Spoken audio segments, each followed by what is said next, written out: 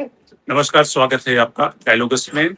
अमेरिकी president Trump ने जो युद्ध की जो सीज फायर की जो डेडलाइन थी, उसको अगले 10 दिनों के लिए बढ़ा दिया है। उन्होंने कहा है कि उन्हें कुछ गिफ्ट मिला है और जिस तरह से ईरान गिड़गिड़ा रहा है इस सीज फायर के लिए, उसको देखते हुए उन्होंने इस टाइमलाइन को आगे बढ़ा दिया है। ये 6 अप्रैल तक की डेडलाइन हो गई है, जब अमेरिका इस समझौते को देखेगा, क्या समझौता उसके पक्ष में है या नहीं। उसके बाद वो फैसला करेगा कि ईरान के एनर्जी इंस्टॉलेशन पे हमला करना है या नहीं करना है। लेकिन सवाल ये है कि ट्रंप जिस तरह से अपने पैतरे बदल रहे हैं, जिस तरह से गोल पोस्ट लगातार शिफ्ट कर रहे हैं, उनका जो पीस का जो फार्मूला है, वो तकरीबन वही फार्मूला है जिसको रीपैकेज करके एक तरह से 2018 का जो फार्मूला था माइक पैंको का, उसी फार्मूले को रीपैकेज करके वो ईरान को बेच रहे हैं। लेकिन ईरान उससे बहुत कुछ हासिल करता हुआ नहीं दिख रहा और शायद इसलिए एक तरह से ऊपरी तौर पे ईरान उस मामले को रिजेक्ट कर रहा है। क्या है इसकी निटी-ग्रिटी और इसके इम्प्लीकेशन, ये हम समझने की कोशिश करते हैं। हमारे साथ 3 मेहमान जुड़ रहे हैं। अतुल अनेजा साहब जो सीनियर जर्नलिस्ट हैं, फॉर्मर डिप्लोमेटिक एडिटर हिंदू के रहे हैं, और साथ ही प्रोफेसर पटनायक जो जेएनयू में है, वेस्ट एशिया के प्रोफेसर हैं। उनसे समझेंगे कि वेस्ट एशिया में जो स्थिति है और जिस तरह से ट्रंप साहब के पैतरे हैं, उसके पीछे की कहानी क्या है। सबसे पहले शुरुआत करते हैं पटनायक साहब आपसे। आप जो ट्रंप साहब का ये नया पैतरा है, उन्होंने 10 दिनों का जो एक्सटेंशन दे दिया है, तो आखिर ट्रंप साहब की ये डेस्परेशन क्या है कि जिसके कारण उन्होंने ये एक्सटेंशन को और बढ़ा दिया है, और वो कह रहे हैं कि उन्हें गिफ्ट भी मिला है, जो कि टैंकर है वो एक तरह से स्टेट ऑफ हॉर्मुज से अलाउ कर दिया गया है। देखिए शंकर जी, धन्यवाद पहले मैं देना चाहता हूँ। ट्रम्प साहब का जो स्टेटमेंट है उसमें आपको डीपली जाना पड़ेगा। पहले है कि जो 15 पॉइंट प्लान दिए है उसको ईरान ने खारिज किया है, और ईरान का शर्त बड़ा तगड़ा है। आप देखिए, ईरान का जो पहला शर्त है कि अमेरिका का जो ट्रूप्स है, आप अलउदैद बेस है, इसके बाद फिफ्थ फ्लीट का हेडक्वार्टर मानामा में है, इसके बाद अल्दाफ्रा जो है यूनाइटेड अरब एमिरेट्स में, फिर जो प्रिंस सुल्तान बेस है सऊदी अरब में, उसे विड्रॉ करना पड़ेगा। सेकंड जो है सैंक्शंस को लिफ्ट करना पड़ेगा, और थर्ड जो है ईरान का जो सोवरेन राइट उसको एक्सेप्ट करना पड़ेगा स्ट्रेट ऑफ हॉर्मुज के ऊपर। इसके बाद फिर एक इंटरनेशनल गारंटी चाहिए कि अमेरिका और इजराइल ईरान के ऊपर कभी अटैक नहीं करेंगे। तो ये इसको देखने के बाद ये विचार में आना चाहते हैं कि बात है कि क्या ये ट्रंप इसको मानेंगे। तो इसीलिए जो अभी बात चल रही बहुत ही डिफिकल्ट है, और मेरे ख्याल से डोनाल्ड ट्रंप भी इसको एक्सेप्ट नहीं करेंगे। क्या ऐसा अपना मन में ट्रंप का प्लान भी चल रहा है? क्या ये टाइम बाय कर रहे हैं अपना मिलिट्री प्रिपेयर्डनेस के लिए कि फ्यूचर में अटैक कर सकते? क्योंकि जो अप्रैल 6 तक जो इनको दिए गए टाइम, हो सकता है उसमें ट्रंप अपना तैयारी भी कर सकते हैं। आप जानते हैं कि ईरान का जो मेजर एरियाज है, पर्टिकुलरली जो स्ट्रेटेजिक एरियाज, आप जानते हैं खर्ग आइलैंड में 80% जो है ऑयल वो एक्सपोर्ट होता है। इसके बाद वहाँ मिलिट्री इंस्टॉलेशन और रडार इंस्टॉलेशन भी है। इसके बाद और एक दो महत्वपूर्ण है जो द्वीप, एक ग्रेटर तुन्ब है, एक स्मॉलर तुन्ब है, जो कि बड़ा द्वीप बोलते हैं, और एक छोटा द्वीप जैसे कि तुम आइलैंड होता है। तो उसमें क्या है ना, उसका जो ईरान जो है उसका जो भी वहां शिप्स जा रहे हैं वहां मॉनिटरिंग करते हैं, नावल स्ट्रेटेजिक वारफेयर भी बनाते हैं। तो इसीलिए हो सकता है ट्रम्प अपना प्लान बी तैयार कर सकते हैं। जो फर्स्ट फेज में हो सकता है वो जो ईरान का जो नावल स्ट्रेटेजी है उसके ऊपर बड़ा कदम ले सकते हैं। जैसे मैंने बताया, खर्ग आइलैंड हो सकता है, अबू मूसा हो सकता है, ग्रेटर तुम हो सकता है, स्मॉलर तुम हो सकता है। इसके बाद खुराम शहर और आपका चाबहार पोर्ट को भी प्रहार कर सकते हैं। ये फर्स्ट लाइन ऑफ स्ट्रेटेजी हो सकता है इनका। सेकेंड लाइन इसमें देखिए, फिर आपका जो ये ट्रम्प अगर आपका 82 एयरबोर्न जो special elite force ground forces उतारेंगे, हो सकता है ये भी एक प्लान है, क्योंकि उनका जो टारगेट है फोर्दो, नातांज, इस्फहान, जो 3 जो न्यूक्लियर इंस्टॉलेशन प्लांट है उसके ऊपर भी वो अटैक कर सकते हैं, क्योंकि 450 केजी का जो न्यूक्लियर इन्वेस्टमेंट मटेरियल्स है उसके ऊपर भी कब्जा कर सकते हैं। इसके बाद तो मिसाइल सिटीज है particularly different parts of Iran, उसके ऊपर भी तबाह हो सकता है। तो कहीं ना कहीं लगता है कि अगर ये प्लान ए में जो सीज फायर का बात हो रहा है कि अभी अगर कुछ नतीजा नहीं निकलेगा, मेरे ख्याल से हो सकता है is buying time for the plan B process. Anil साहब, आपको लगता है कि जो ईरान की तरफ से कहा गया कि वो इस प्लान को रिजेक्ट करते हैं, तो ईरान के लिए तो इस प्लान में बहुत कुछ है नहीं, ये तो एक तरह से सरेंडर की स्थिति है। तो ईरान फिर उस प्लान को क्यों एक्सेप्ट करेगा जब तक कि उसे कोई बेल आउट नहीं मिलता, कम से कम आर्थिक रूप से जितना नुकसान हुआ है उसको लेके कोई भरोसा हो, या कम से कम यही भरोसा हो कि ठीक है यूएस और इजराइल अटैक नहीं करेंगे। तो कुछ तो ईरान के पास होना चाहिए, तभी तो वो सीज फायर पे जाएगा। शंकर जी, ये मुझे लगता है कि जो पीस प्लान्स है ना अभी, they are dead on arrival. वो 15 पॉइंट पुराना प्लान है, वो ईरान को एक्सेप्टेबल नहीं होगा। वो अपनी मिसाइल और न्यूक्लियर जो शक्तियां हैं, कैपेबिलिटीज़ हैं, या एनरिचमेंट की, जो जीरो एनरिचमेंट की बात करें, वो मानने वाला नहीं है। वो एनपीटी के अनुसार मानने के लिए तैयार होगा, जब JCPOA जो उनकी न्यूक्लियर डील हुई थी उसके अनुसार मानने के लिए तैयार होगा। लेकिन ये जो शर्तें हैं तो एक्सेप्टेबल नहीं है 15 पॉइंट प्लान की। और जो ईरान की तरफ मैक्सिमलिस्ट आई है, प्रोफेसर पटनायक ने वो लिस्ट किया है, लेकिन उसमें एक और बड़ी इंटरेस्टिंग शर्त है। वो ये है कि जो रेजिस्टेंस फ्रंट है, यानी कि जो ईरान के से जुड़े हुए जो गुरिल्ला फाइटर्स हैं या फोर्सेस हैं, जैसे हिजबुल्लाह हुआ या हुतीज हुआ, उनको भी निशाना नहीं बनाया जाएगा। वो भी एक शर्त रखी गई है। तो मुझे लगता है कि इनमें बहुत बड़ा गैप है। इसलिए I am in perfect agreement with professor Patnaik कि अब ये प्लान बी की तरफ है। लेकिन इस पे अब आगे बढ़ते हैं, प्लान बी में क्या हो सकता है। जो एरियाज ऑफ इंटरेस्ट हैं वो प्रोफेसर साहब ने बता दिए हैं कौन से हैं, लेकिन इसको इम्प्लीमेंट करना जो हेविली गार्डेड हैं, चाहे वो चशम आइलैंड हो, खार्ग आइलैंड हो, ग्रेटर टूम, ये सारे जो हैं ये हेविली डिफेंडेड हैं। और इसके पीछे जो है वो माउंटेनस एरिया आता है, जैग्रोस माउंटेन्स है, जिसमें पूरी तरह से ईरानियंस डग इन हैं। तो अगर यहाँ पर प्रहार होता है और इसमें कोई सरप्राइज एलिमेंट नहीं है, then the Americans will be sitting ducks. तो ये हो नहीं पाएगा। ये प्लान बी में अगर जाएं तो ये हो नहीं पाएगा। लेकिन अमेरिकन्स को भी पता है, क्योंकि उनकी अपनी असेसमेंट शंकर जी जो रही है वो है कि ये जो प्लान्स हैं, फिजिकल टेक ओवर जो प्राइज एसेट्स हैं, उसका फेलियर का चांस जो है 95% फेलियर जो उन्होंने वॉर गेमिंग की है। ये Trump wants to go ahead with it, क्योंकि एक स्पेक्टेकल है और एक तरह से भ्रम है कि जो वेनेजुएला में किया उस तरह से हम स्पेशल फोर्सेस को जाके हम एक कर दें बड़ा तमाशा, एंड फिर दैट इज एग्जिट रैम्प कि भाई हम विक्ट्री डिक्लेयर करते हैं। वो उनको अभी तक मिला नहीं है वो एग्जिट रैम्प। उन्होंने कोशिश की थी अपने 15 पॉइंट को देके, लेकिन ईरान ने पूरी तरह से खारिज कर दिया, तो इसलिए वहाँ विक्ट्री हो नहीं पाई। तो इसलिए अटैक मुझे लगता है ये अब क्योंकि फंस चुके हैं, पूरे से ट्रैप्ड हैं डोनाल्ड ट्रंप, तो ये प्लान बी की तरफ और ये अटैक की तरफ जा सकते हैं। और लेकिन आपको ये भी आपको मालूम ही है कि अगर हम देखें जो डंकर्क का जो हुआ था डी डे, जो फेमस डी डे था, तब कोशिश की गई थी कि वो थी 50 मील की कोस्ट लाइन और 1,60,000 ट्रूप्स लगा था उसके अंदर, जो फेलियर रहा। तो मुझे नहीं लगता कि ये आप 8-10 हज़ार special forces, airborne division, amphibious forces है, अब इसका कोई सक्सेस, मिलिट्री सक्सेस इनको मिल सकता है कि नहीं। इसमें सिर्फ एक चीज़ मैं जो प्रोफेसर साहब ने भी उसका जिक्र किया है वो है चाबहार। आई थिंक इसमें बाकियों में सरप्राइज एलिमेंट कोई नहीं है, जो स्ट्रेट ऑफ हॉर्मुज के पास जो लोकेशंस है, बट चाबहार इंडियन ओशन पे ओपन एरिया है, पॉपुलेशन लोकल बलूचीज हैं, शायद उन जो ईरान की सपोर्ट बाकी पूरे देश में मिल रही हो उस एरिया में शायद ना मिले।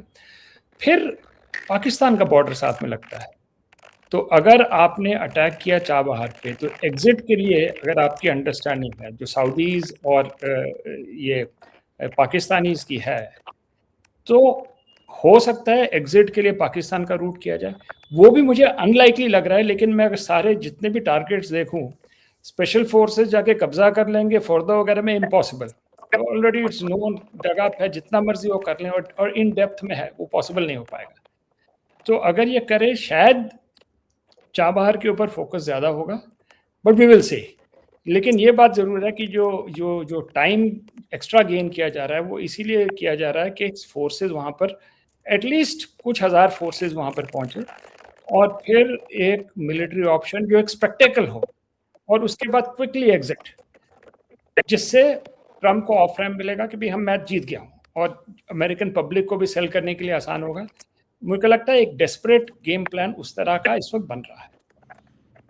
सवाल यही था कि क्या आपको लगता है कि ये एक तरह से डेस्परेट अटेम्प्ट है ट्रम्प की तरफ से, या वो कोशिश कर रहे हैं कि किसी तरह से ये डील पूरी हो जाए ताकि वो अमेरिकी जनता को और दुनिया को ये दिखा सकें कि भाई हमने युद्ध खत्म करा दिया, हमने अपने जो सारे ऑब्जेक्टिव थे उसको भी पूरा कर लिया, और शायद इसलिए वो लगातार डेडलाइन बढ़ाते जा रहे हैं। डेस्परेट मेजर है इस वक्त शंकर जी उनके लिए। तो लेकिन मैं ये कह रहा था कि इसकी एक और पॉसिबिलिटी ऑफ सिनेरियो हम देख सकते हैं कि भाई आप एक्चुअली अटैक करते हैं चशम आइलैंड या खार्ग आइलैंड पे, हेवीली डिफेंडेड, मैसिव कैजुअलिटीज होती हैं अमेरिकन की, ठीक है। एक बार जब ये कैजुअलिटीज होती हैं तो उसमें जो पेट्रियोटिज्म की फीलिंग या नेशनलिज्म की फीलिंग अमेरिका में जागती है और एक रिवेंज की फीलिंग जागती है। क्या उसको लेके एक लंबे युद्ध की तैयारी हो सकती है, कॉन्स्क्रिप्शन आ सकती है, रिजर्विस्ट आके, फिर उसके बाद जो है एक नया साइकिल शुरू होता है। Remote possibility, but I won't rule it out कि ये भी एक प्लान सी भी ये हो सकता है कि इसको आप करें आगे और उसका जो ब्लोबैक होगा उसको लिवरेज करें एक तरह से अपनी पॉपुलैरिटी बढ़ाने के लिए। तो I think these are possible, but I am with professor Patnaik कि ये डायलॉग का फेज खत्म हो गया अभी तक जो हम देख रहे हैं। Now it is plan B और plan C which is violent, which is attack phase, which is boots on the ground, जिसकी हम बात कर रहे थे। अब डायलॉग से boots on the ground phase में हम आ गए। पाकिस्तान में पहले तो ये कहा गया कि जो पाकिस्तान के टैंकर हैं, जो शिप है, उसको अलाउ नहीं किया गया। उसके बाद क्या पाकिस्तान का जो मीडिएशन का जो रोल है, मीडिएटर का रोल है, उसको लेके भी ईरानी थोड़े से सशंकित है कि पाकिस्तान कहीं डबल गेम तो नहीं खेल रहा। पाकिस्तान के रोल को कैसे आप देख रहे हैं? देखिए शंकर जी, डेफिनेटली आप जो क्वेश्चन बहुत इम्पोर्टेंट है। पाकिस्तान का रोल इसमें क्या है? देखिए, पाकिस्तान जो मीडिएशन कर रहा है इसका मजबूरी है। मजबूरी क्या है ना, पाकिस्तान का जो बलूचिस्तान प्रोविंस है वो सिस्तान बलूचिस्तान ईरानियन प्रोविंस के साथ लगा हुआ है, इज वेरी मच कनेक्टेड। तो इसलिए कहीं ना कहीं उस तरफ भी इंसर्जेंसी है, इंसर्जेंसी जो ईरानियन साइड और पाकिस्तानी साइड। इसके बाद आप देखिए पाकिस्तान ऑलरेडी अफगानिस्तान के साथ भी कॉन्फ्लिक्ट से युद्ध लड़ रहे हैं, तो इसलिए बहुत ही डोमेस्टिक कंपल्सन से। इसके बाद देखिए आप जो पाकिस्तान का इकोनॉमी आज का डेट में जो 50 to 70% का डेट पेमेंट में है। इसके बाद में फॉरेन एक्सचेंज जो रिजर्व ओनली $21 बिलियन है। तो इसलिए पाकिस्तान चाहता है कि जैसे तैसे वो इस्लामिक एक आइडेंटिटी लेने के लिए, क्योंकि इनका सऊदी पाकिस्तान का डिफेंस पैक्ट भी है, तो कहीं ना कहीं एक अटेंशन चाहते हैं with in the Islamic world और अमेरिकन एडमिनिस्ट्रेशन पर्टिकुलरली ट्रम्प को अपीज करने के लिए। तो इनका डोमेस्टिक कंपल्सन है, लेकिन पाकिस्तान का कोई वजूद नहीं। मेरे ख्याल से पाकिस्तान का इतना इंटरनेशनल स्टैंडिंग नहीं है, ना ये बहुत ही बड़ा इंटरनेशनल डिप्लोमेसी में प्लेयर है, तो इसीलिए ये इनका डोमेस्टिक कंपल्सन। रहा सवाल जो ईरानियन जो क्यों नहीं छोड़ रहे, क्योंकि ईरानियन जो लीडरशिप पर्टिकुलर इनको डाउट करते हैं, क्योंकि इनका क्रेडिबिलिटी के ऊपर हो सकता है। आप जानते हैं कि जो ग्राउंड फोर्सेस उतरेंगे, जैसे अतुल भाई एग्जैक्टली बता रहे थे कि ग्राउंड फोर्सेस इन्वेजन बहुत ही डिफिकल्ट है, क्योंकि आप जोग्राफिकल टेरेन देखेंगे ईरान का, वेस्टर्न साइड में आपका जाग्रोस माउंटेन है, इसके बाद जो नॉर्दर्न साइड में आपका एल्ब्रोस है, इसके बाद वो ईस्टर्न साइड है सिस्तान बलूचिस्तान। तो कहीं ना कहीं अमेरिका का ये स्ट्रेटेजी है कि पाकिस्तान का थ्रो में तरफ से उस सैन्य घुसाना है, और एक साइड है कि कुर्दिश का हेल्प लेना है वेस्टर्न साइड से। लेकिन क्या है, ये बहुत ही प्रैक्टिकली डिफिकल्ट होगा, वहां पॉपुलर असल्ट भी हो सकता है। तो इसीलिए पाकिस्तान जो कर रहा है ये डोमेस्टिक कंपल्सन्स अपने दिखाने के लिए, इसके बाद उसको कोई डायरेक्ट बेनिफिट मिलने वाला नहीं है, और ईरानियन लीडरशिप पाकिस्तान के ऊपर कभी ट्रस्ट ही नहीं करते। जी, और आपको लगता है कि जो जिस तरह से एक पुतिन ने कहा है कि पूरी दुनिया एक तरह से कोविड जैसे डिस्ट्रप्शन में जा सकती है, क्योंकि ऑलरेडी कई सारी संस्थाएं ये कह रही है कि एनर्जी सिक्योरिटी की जो स्थिति है और तेल की जो कीमतें हैं, इसके अलावा तमाम जो ऐसे मटेरियल हैं, उन सब के दाम इस डिस्ट्रप्शन की वजह से बढ़ गए हैं या सप्लाई चेन डिस्टर्ब हो गई है। तो आपको लगता है कि ये भी एक मजबूरी है? और जिस तरह से अमेरिकी ये कह रहे हैं कि भारत या एशियन या यूरोपियन देश हैं, इस कैसे जल्दी से जल्दी इस सीज फायर को कम से कम इम्प्लीमेंट कराएं? देखिए शंकर जी, जो पुतिन का जो स्टेटमेंट है कि सप्लाई चेन डिस्ट्रप्शन का, उसमें सही बात है, क्योंकि एशियन सप्लाई चेन का बात आई है, क्योंकि भारत का जो supply chain 60% of the gas और इसके बाद में 55% ऑफ ऑयल वहीं से आयात होता है। इसके बाद में चीन का भी 50% और 80% जो ईरानियन ऑयल भी वो अब देखिए चाइना जाता है। तो इसके बाद में जो जापान हो गया, साउथ कोरिया हो गया, सिंगापुर का 70 to 80% जो ऑयल आयात होता है तो गल्फ से आता है। तो अगर ऑयल सप्लाई में डिस्ट्रप्शन होता है तो एंटायर सप्लाई चेन डिस्ट्रप्शन होगा। कैसे? For example the agro supply chain. देखिए जो एग्रो सप्लाई चेन है वो फर्टिलाइजर के ऊपर डिपेंड करता है, यूरिया के ऊपर। उसका 35% गल्फ से निर्यात होता है। अभी मानसून शुरू होने वाला है, आप सोच सकते हैं एग्रीकल्चर सप्लाई कैसे अफेक्ट होगा।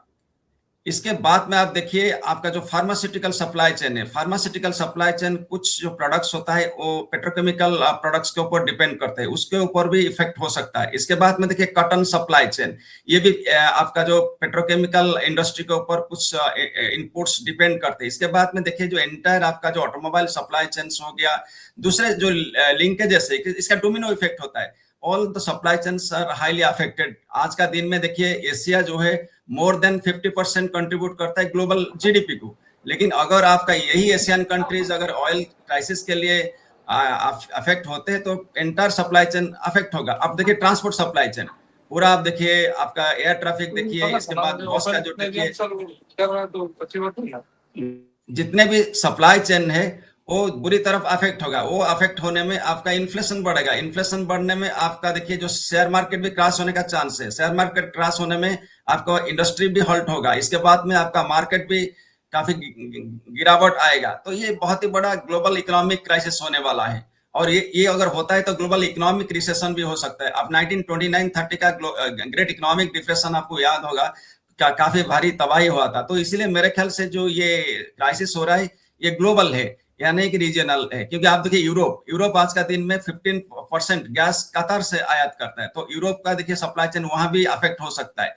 आप इसके बाद में देखिए जो दूसरी बात बता रहा है कि ये ईरान जो है अगर ये वार होता है, प्लान बी जैसे ब्रदर अतुल जी बता रहे थे, अगर प्लान बी सी हो रहा है तो उसमें क्या है ना, वो सप्लाई चेन बुरी तरफ से अफेक्ट अदर वेज में हो सकता है। आप देखिए ईरान का जो नॉन स्टेट एक्टर्स है, हुती जो है, आंसर अल्लाह जो है वो एक्चुअली यमन पे बैठे वहां, और एक आपका लिंकेजेस है जो है रेड सी एंड मेडिटेरेनियन सी, बाब एल मंदेब, वहां भी डिसरप्ट हो सकता है। अगर यहाँ वहां अगर डिसरप्ट होता है तो मेरे ख्याल से इंटरनेट जो सबमरीन केबल्स भी अफेक्ट हो सकता है, उसमें आपका जो कम्युनिकेशन लिंक्स भी टूट सकता है।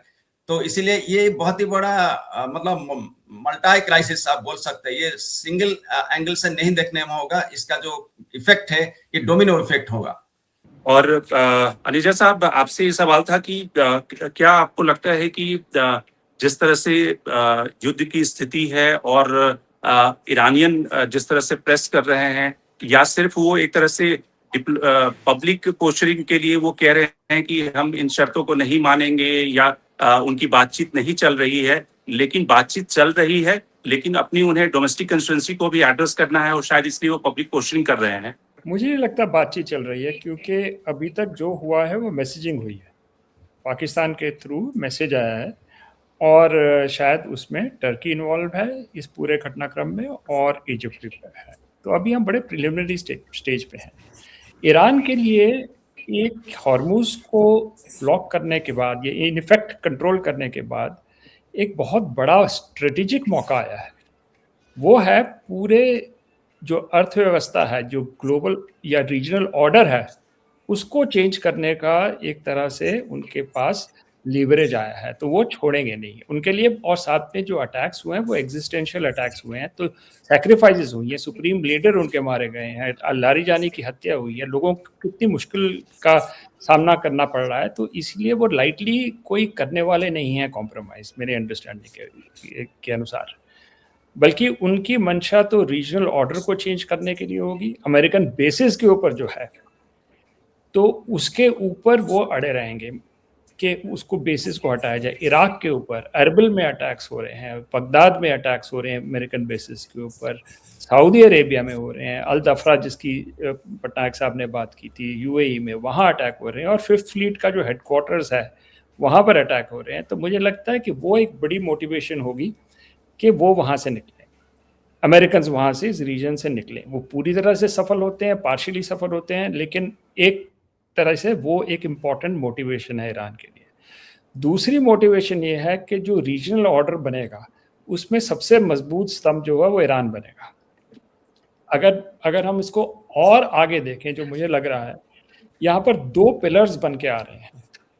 एक तो है ईरानियन स्फीयर, जिसमें जुड़ रहे हैं ईरान, पॉसिबली कतर और ओमान। ये एक ट्रायंगुलेशन सी बन रही है।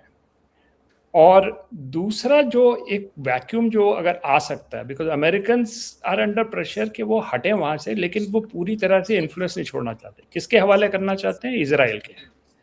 तो दो बड़ी यहाँ पर पावर्स जो हैं वो फ्यूचर में अगर हम देखें इस युद्ध के बाद, वो जो उभर के आ सकती हैं, वो ईरान एक तरफ और इजराइल इस तरफ एक तरफ, और जो जीसीसी माइनस ओमान और कतर, उस पे जो है ये इजराइल का इन्फ्लुएंस ज़्यादा बढ़े। एक तरह से वो ग्रेटर इजराइल की भी जो मंशा है वो भी पूरी हो रही है एक तरह से इनडायरेक्टली।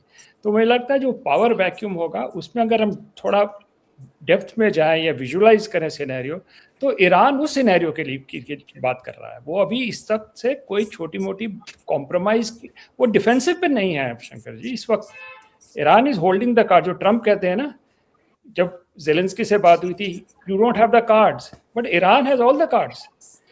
इस वक्त आप pressure, the ball is in American court. कैसे करें इसको? क्या क्योंकि बाकी जगह से मान नहीं रहा, क्या हम बूट्स ऑन द ग्राउंड करें? So they are on the defensive. तो ये अपने आप की जो सफरिंग है, तेहरान पे रोज अटैक हो रहे हैं और पूरे ईरान पे हो रहे हैं, मशहद पे भी अटैक शुरू हो गए हैं, तो सफरिंग है, लेकिन they are playing the long game. और उन्होंने 30 साल से ये तैयारी की हुई है इस तरह की स्थिति के लिए।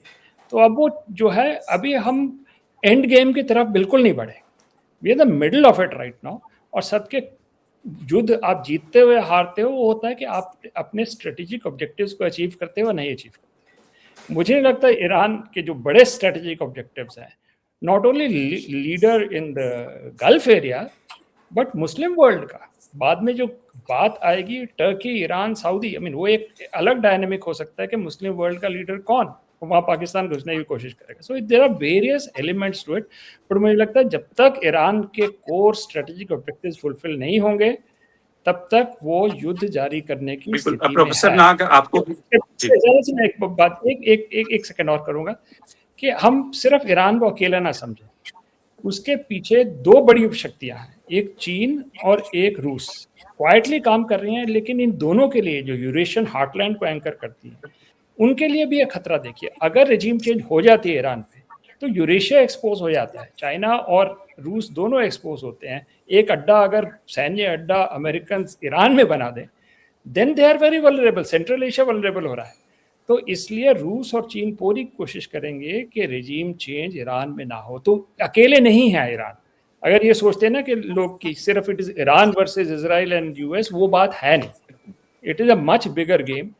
फॉर्मल एंट्री नहीं हुई है चाइना और रशिया की। अगर वो हो जाती है, then we are going into world war kind situation. बड़ी शक्तियां सब मिल गई, we are short of that, लेकिन बैकग्राउंड सपोर्ट पूरा मिल रहा है।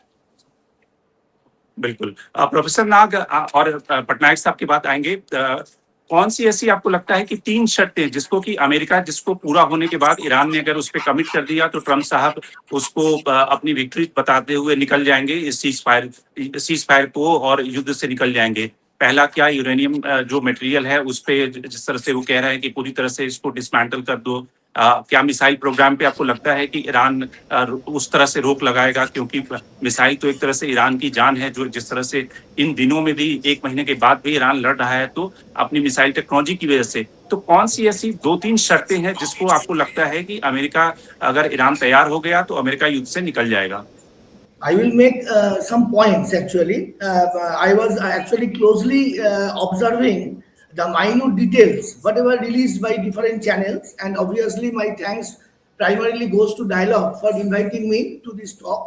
आप तो देखेंगे ऑलरेडी 28 फरवरी में जो वार गेम चल रहा है, उसमें वेरियस नुआंसेस आ रहा है। I was listening to other resource persons. I think that war is a different, altogether different ball game, and it has already going through different phases. The primary phases was heavy bombardment. Then the Iran started retaliating, and the forms and modes of retaliation are also changing. So at the right in the current phase of the situation, I was hearing that there are three options. One, dialogue khatam ho gaya, and plan B and C, they are now on the board. So, but I think that there are several other points that we need to actually take into account from the Iranian perspective. Actually, Professor Jajati Patnaik sir and another resource person, they have already talked appropriately and aptly on it. I think that given the geographical position and strategic location of the Iranian and Persian Peninsula, Iran has got a very vantage point, because I think that a defense can appropriately be made when Iran will not only go for attack, but at the same time it will. I think that Iran already Turkmenistan, Pakistan and Afghanistan से talk कर रहा है. मेरा ये opinion है, because Iran needs a strategic depth. Because if you go through the history of India-Pakistan military conflict in 1971, then you will see that Pakistan sought Afghanistan help for strategic kind of recourse to the retreat. So I think that Iran must be talking, first of all, thinking in terms of its defense. It is talking confidentially with the Turkmenistan, given its geographical position, Turkmenistan, and also Afghanistan, and to some extent also with the Pakistan authority, so that some of its elites, the military elites, they can take refuge in those territories, inside those territories. Number one. Number two, it has natural kind of barrier and shield that can actually foil the American military ground invasion, if that at all takes place. Number two. Number three, we have not recently seen any kind of invasion in Iranian land. So America will face a tremendous kind of territorial and challenge, because you will see that the position of Tehran is deep inside Iran, and that is protected by several geographical deserts and mountains and ranges. So approaching Tehran will not be very easy. Actually, what America can do, it can command what I would say, the Persian, the Hormuz state, that particular bank it can control, but it can't enter the deep inside the Iranian territory. Number two. Number three, that what I think is that we have seen several military strategies. Number one is asymmetric or attritional strategy. But Iran has, we have seen that Iran has, what I would say, Iran has several other strategies, what I would term as a kind of mosaic defense strategy, in which it has several options to explore. Because I think that Iran understands its limitation very well. So it's a very entrenched regime, a very regionally a kind of entrenched regime, and it knows what its merits and demerits are, so that it will explore whatever option, and also the imagination it will also. And Professor Patnaik, I was listening every day to Professor Patnaik's lectures, and he was consistently emphasizing on 2 points, that the ground operation will be impossible to defeat the regime. I endorse this point quite well. And number two, what I visualize is that the airstrike, and simple by airstrike, the regime cannot be dismantled. So America by this time, it's actually taking time and creating kind of narratives. It is a mind game rather than a kind of direct military conflict. gradually the theater of the game is transforming into a mind game, a kind of pressure on Iran. Some visuals are coming every day, every moment, and all this creating a pressure. But I think that the Iran, in the first 2 phases, Iran has already endured enough pain. So I think that given its decentralized management of IRGC, the 31 provinces that it already has. नाग साहब, हमें रुकना होगा।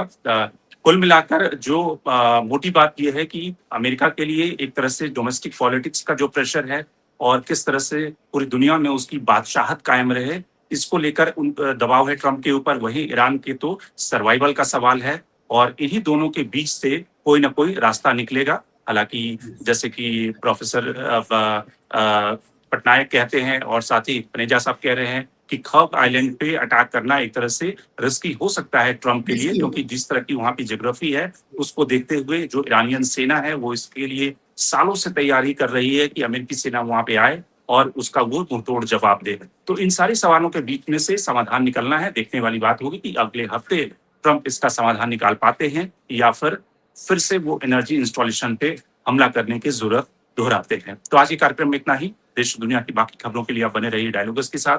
Professor Patnaik आप जुड़े, आपका बहुत बहुत धन्यवाद। अनैया साहब आपका भी बहुत बहुत धन्यवाद और प्रोफेसर नाग आपका भी बहुत बहुत धन्यवाद।